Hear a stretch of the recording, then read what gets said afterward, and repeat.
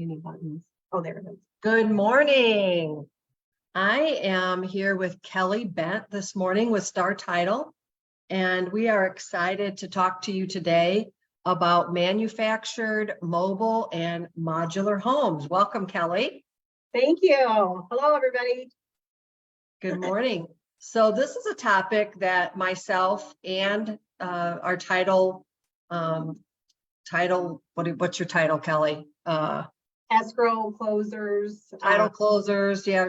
Our title staff get a lot of questions about this. So we decided to have this webinar today to help make that process simple. Hopefully when you are finished with this webinar today, that you will feel like you understand this process just a little bit more and that it's easier for you to understand. So we've prepared some slides that we're going to share with you, and we welcome you to write, to ask any questions, raise your hand. We'd love to address all your questions. And since Kelly is a pro in the title department, I have asked her to come here to answer any questions that might come up along the way.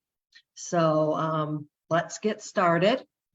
I'm going to share my screen with you. All right. Here we go. All right, so modular homes, manufactured homes, and mobile homes.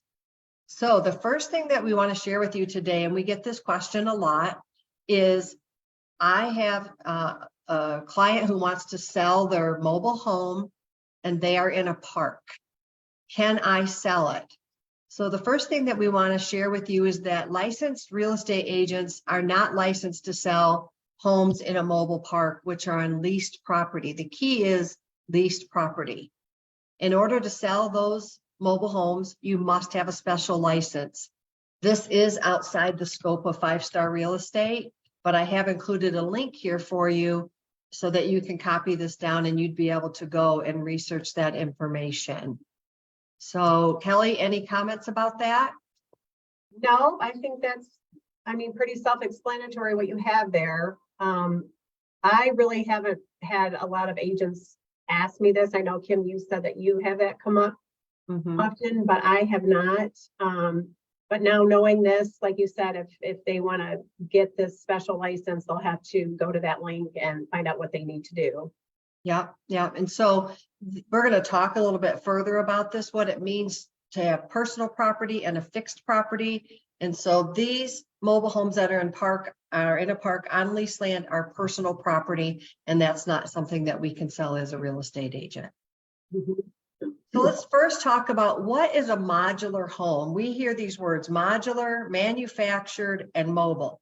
So the easiest one to understand are modular homes. Modular homes are homes that are not on a frame. They do not have a beam going down the middle of them. They begin as components. They're designed and engineered in a controlled factory environment. And yes, they do come in separately, and they are put together on a building site. They are built according to the state of Michigan's residential building code. They are good homes. Actually, I've been told that because they're built inside and they're not subject to all the different weather changes, that they are very nicely built homes. They do come in separately and they are put on the site and put together on the site. Unlike a manufactured or a mobile home, they cannot be moved once they're set. That's how you're going to know the difference, is they cannot be moved and they do not have a trailer. They don't have a beam that can be hooked up to a trailer and pulled away.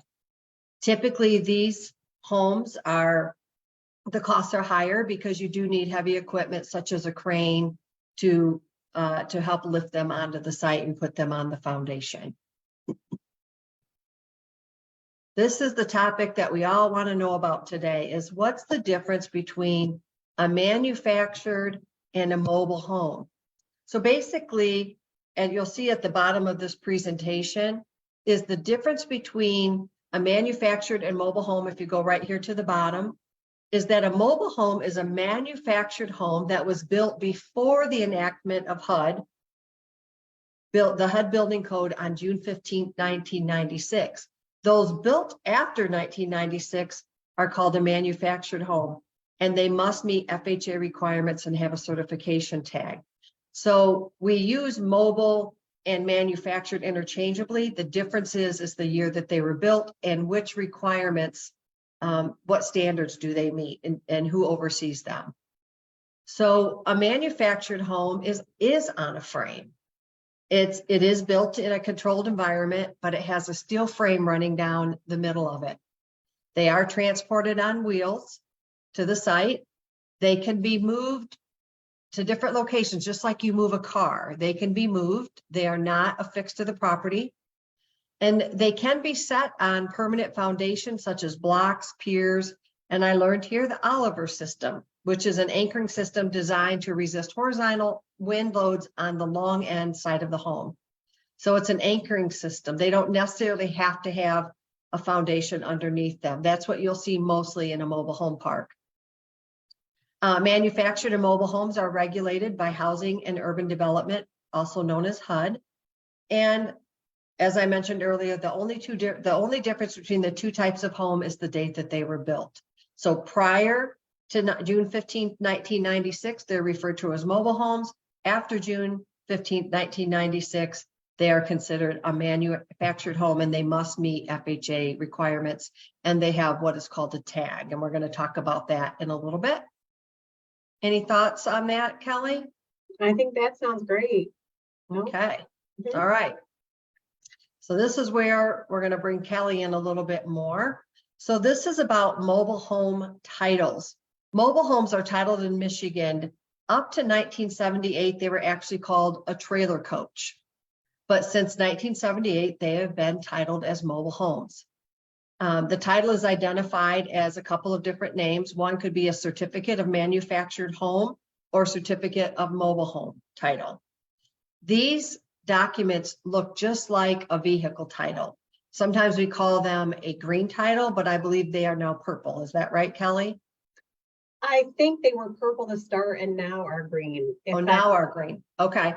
So I've heard a couple different things on that. But so when a person buys a mobile home from the dealer actually applies for the new mobile home title under this dealer application for certificate of mobile home ownership.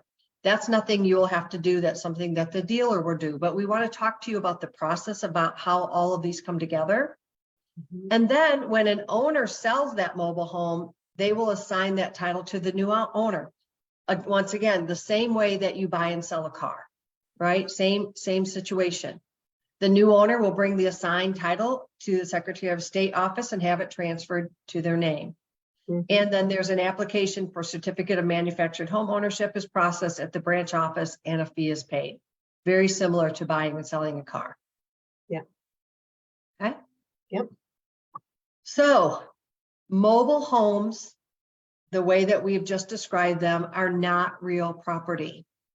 So if you purchase real property and you also buy a modular or a manufactured home to put on the site to reside in, you might be surprised to learn that it doesn't automatically become part of the real property like a brick and mortar house would automatically be. They manufactured homes are designed to be portable. They can be picked up. They can be taken from one place to the other, unlike a typical home that is a brick and mortar home that's built on the property. Manufactured homes also have certificates of titles. We've talked about that a little bit, like a motor vehicle. And then even if you later sell this real estate where the manufactured home was located, the dwelling itself will continue to be titled to the previous owner unless there's a transfer of title that's recorded with the Michigan Secretary of State. So once again, they're not real property, they are personal property at this point. Any thoughts, Kelly? Nope, that sounds good. That's correct. All right. Right. So here's where you will need to know a little bit more information, ask questions. When you're getting ready to list a home, you are going to want to know, to ask these questions, and what is this process? So a mobile home is affixed. We call this affixed to real property if it meets all of the following criteria. Number one, the wheels, the towing hitches, and the running gear are removed. Number two, it's attached to a foundation or some other type of support system. So if the mobile home is affixed and recorded, Title, when they do a search, they will find it and it will go, they search back 40 years. That's right, Kelly? That's correct. Yep. Okay, so when you ask for title on a home and you go to title and you say, is this home affixed or is this personal property? We will go back, not we, but the title company will go back 40 years and see if that property has been affixed to the property. And if there is, there will be, what's that called, a certificate affidavit, or what's that look like on the title work, Kelly? Well, if the affidavit of a fixture has already been recorded, then they won't ask for that to be taken care of on the commitment. So Okay, it's already done. See that as a requirement, then you should assume that it's already been affixed. And there should be a copy of the recorded affidavit of a fixture in the search package.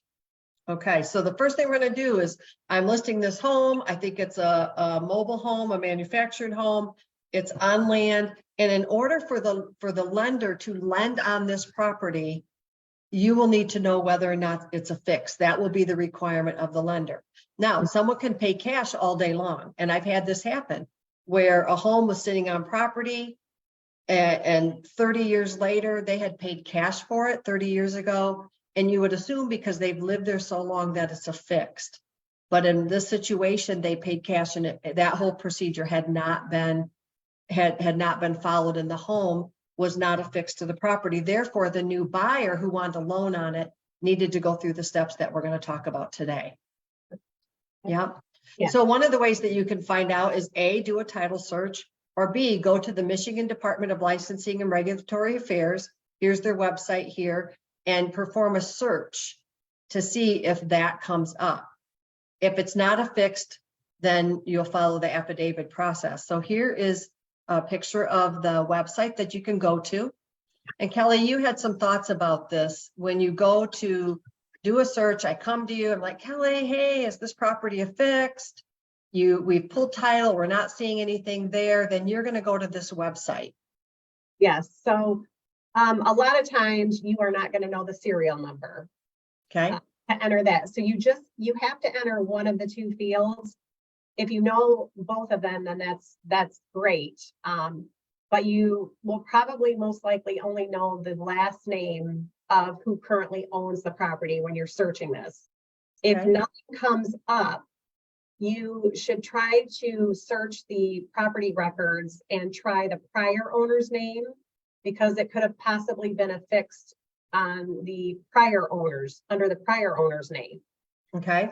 If you don't see it on by searching the current owner, try one or two owners back just to see, because if they had that taken care of like they were supposed to, then it would have been affixed under somebody else's name.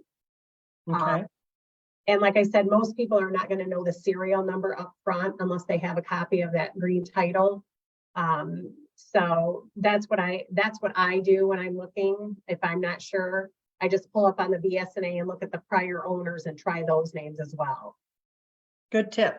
Now, serial number, is that going to be on the tag that's on the actual home? It's probably, yes, I believe it is on the tag. And like I said, it is on the green title as well. Okay. So at this point, we probably don't have those things, but we'll show you a picture of a tag in a minute. But the first thing I do is start looking for the tag on the mobile home. And often it's down like on the siding in one of the right corners or left corner, it'll be there. And that's where you'll start looking for that tag at. So the first thing say, let's back up. I'm going to go meet with the client who wants to sell their mobile home. I ask them, do you have your green title? Do you have that shows me what am I looking for when I ask them that? Just show me your green title. Well, I would first ask them if they know if it's been affixed to the property yet. Okay. Okay. If they don't know what that means, or then I would say, do you remember receiving a green title when you first purchased the property? And if so, do you know where that is? Do you have that? Yeah. So 2 questions, right? Yeah. When you go to list a property, do you know if this has been affixed to the property? And 2, do you have the green title? Yes. Yes. Right. 2 easy questions. All right. So then title is going to be your friend. They're going to pull the search package, look for an affidavit of fixture there. then we're going to go onto this website and see if we can find out if this home has ever been affixed. Once again, the reason that we're doing that is if you have a borrower that wants to borrow on this property, it will have to be affixed in order to be considered real property. Otherwise, as it stands, it's personal property like a car. Correct. All right. So I am going to pass this to Kelly right here. We're going to talk about in the next 2 slides, the affidavit of a fixture process. This is one of the most common questions we have. Okay, we can't find the title, can't find the tag. It's not in the search property. What do I need to do now to get this process started? Okay, well, first of all, if they do have the green title and it has not been affixed, let's talk about that first. So Okay. they have green title. Yeah. It's never been affixed. So Okay. what we're going to do is follow this slide here. And if you can get this taken care of prior to closing, that's the best. That's always the best way to go about it. Okay. So you meet with your seller, they find the green title. Obviously, if they have the green title, it hasn't been affixed, because if it had been affixed, the green title gets what the state of Michigan calls surrendered. Okay. So what they're going to do is, and title, we will help them. We have an affidavit of a fixture form that is a couple slides forward that needs to be completed. It needs to be signed in front of a notary. And basically it's really self-explanatory what needs to be completed on the form. We send that in to the state of Michigan with a check for $90. And that gets processed at the state level. They just check everything, make sure everything is completed correctly and that all the information is correct. And if they approve it, they will stamp it approved, and then they will send it back to the title company. Okay. And once we get that back, we will record it. And at that time, it will become affixed to the property. They will keep the green title. When we send in the form, we send the green title with it.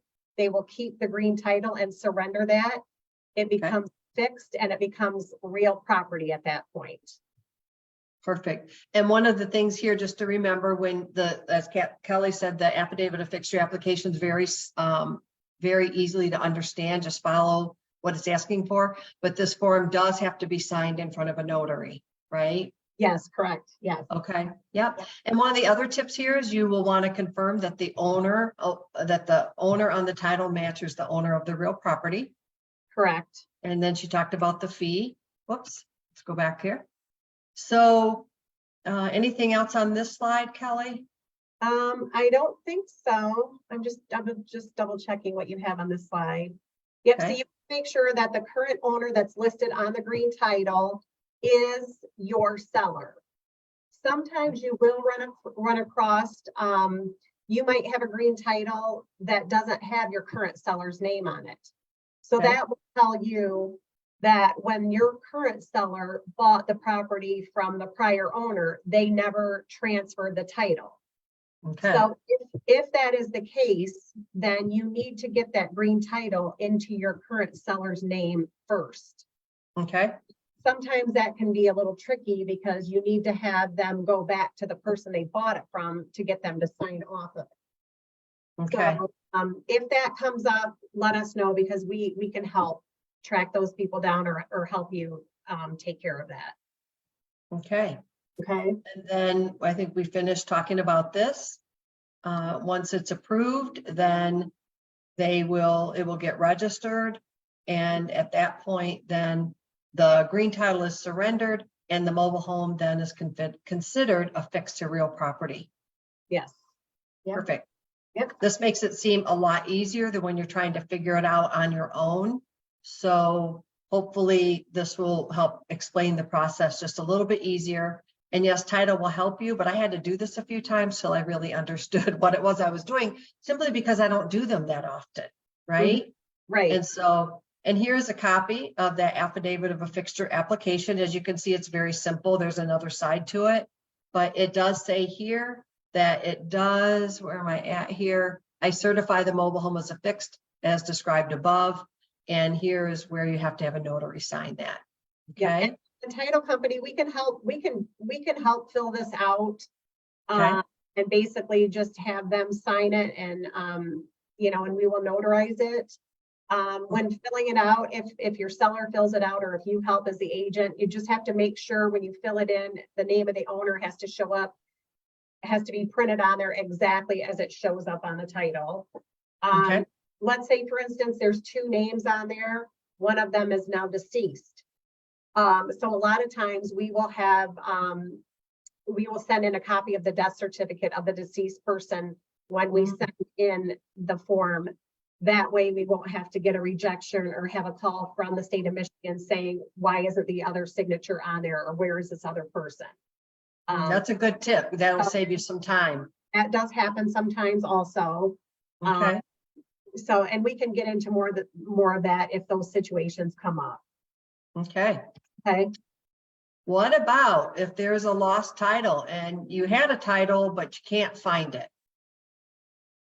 So if your mobile home title is lost, you can replace it by processing a duplicate title. Here's a link for you to the state of Michigan.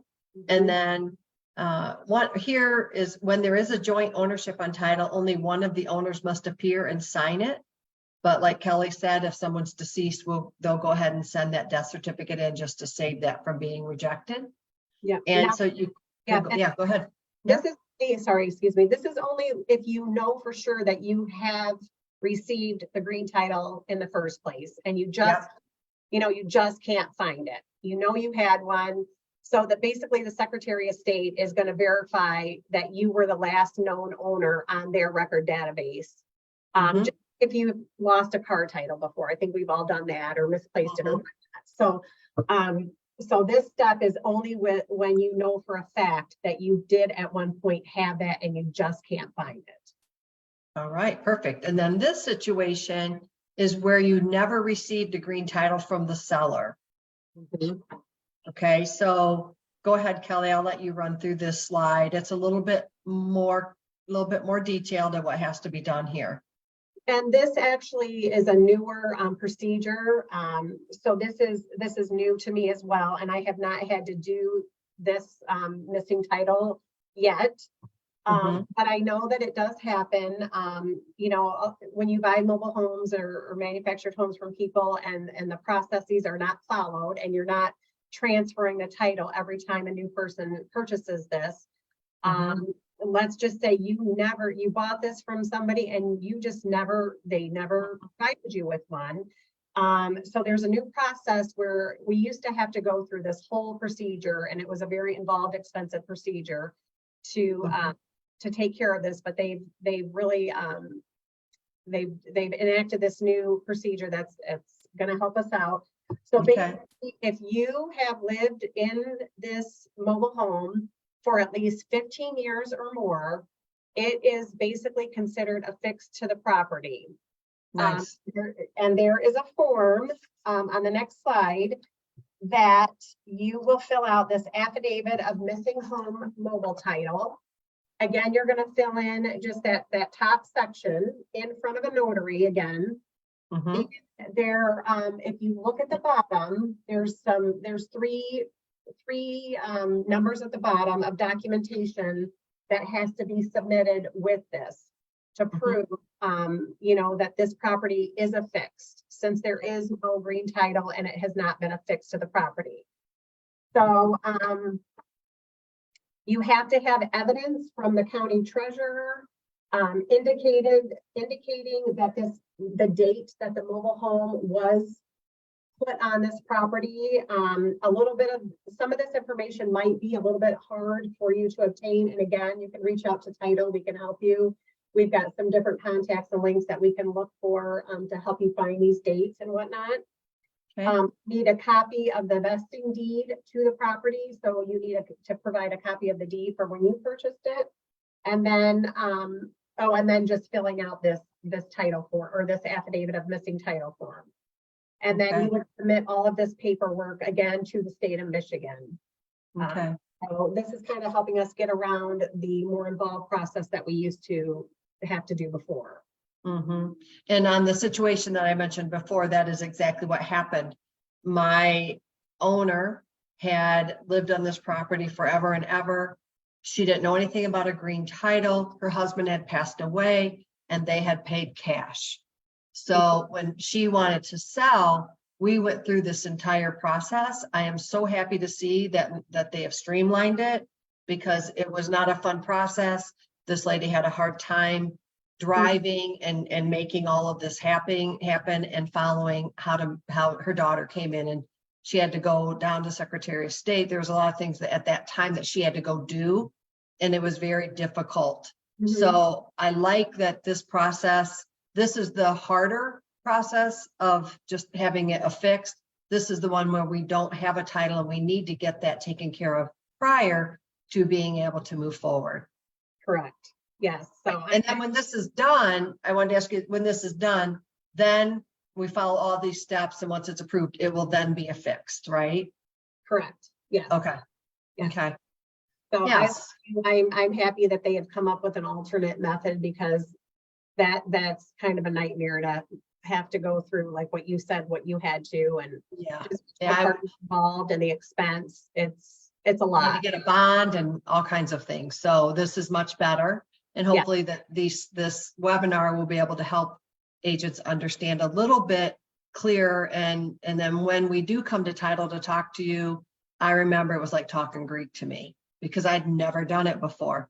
Now, together, we're able to make it a little simpler and easier to understand and have some tools for agents. Yes. Yes. This is what the tag, and there's always this talk about the tag and the serial number. This is what it looks like. And as you can see, this is on a piece of siding, a corner of the building, of the home. So this is what a tag looks like. If you say, I can't find the tag, I know in some situations, actually in mine, again, I had them all under one home, one transaction. They had built on an addition and the tag was covered up. So if you can't find the tag, there is this website here called ibts.org. It stands for Institute for Building Technology. And if you go to their website, there are directions there on how to get help in finding that tag. We do need to have the serial number in order to move forward with the processes that we've talked about previously. All right, any thoughts on that, Kelly? No. All right, and then lastly is tell us about the title policy that you will receive, this Ulta 7. So the Ulta 7 is, so the lenders require an Ulta 7 endorsement on their loan policies at closing, which the Ulta 7 is specifically a manufactured housing endorsement. So if there's ever a manufactured home on a property, we have to make sure that we give them this endorsement on their loan policy. And then the title company, we take care of all that. That's nothing that you guys would have to do. We just know that if it's a manufactured home, that's the lender's going to require that. And we can't give them this endorsement until all of this has taken place. So the property, of course, has to be affixed to the property. And then we will issue this endorsement to them with their loan policy after or on at closing. All right. Okay. So I'm going to stop sharing here and see if we have any questions from anyone that might be watching. I really appreciate you coming on and helping me. And as we were preparing the slides, reviewing and helping us to simplify this process so that it's something that every agent can understand when you do come up, bump into this. As I said before, we don't always, it's not common in certain areas. We may not even run into ever a manufactured home, but it's real important. I like to do things ahead of time. And once you list the home, it's important to ask these questions so that you're on top of it and you get the process started versus waiting until it's pending. We want to get this, we want to get all the documentation that we need up front so that we can go smoothly into pending and then onto the closing process. So you want to be proactive. Proactive. So I really, really, really appreciate your help and being here. Are there any final thoughts that you can think of that you want to share about working with this sort of transaction? I just want to reiterate, like what you said, if you know, just please come to the title company if you have any questions. You know, we don't do this, you know, a lot, but I've definitely done several of these, and don't be shy. Don't hesitate to ask. You know, we're here to help you. Mhm. If you've never done one of these before, it can be really intimidating, and Mhm. like Kim said, it's going to sound like it's Greek to you. Mhm. You know, we're here to help you. Don't hesitate to ask, and just get ahead of the game on these, because they do take a while. The process can take a little bit of time, and we can't move forward with the buyer's lender until this is all in place. So Yes, and thank you. And when I did this a couple of years ago, I relied heavily on Kelly, and she had to repeat it and repeat it. So I hope that this process will just make it a little bit easier to understand, and we all learned something. And she was very, very helpful. okay. Yeah. All right. So well, thank you for being with us today, Kelly. Thank you for everyone that has tuned in. And you know, we will continue to bring you amazing topics that help agents to become a pro, one moment at a time. And if you have any questions, please reach out to Star Title or out to one of your broker support team. We're glad to help. All right. All right. Thank you again. Have a good day. Have a great day, everybody. All right. See ya. Bye-bye. Bye.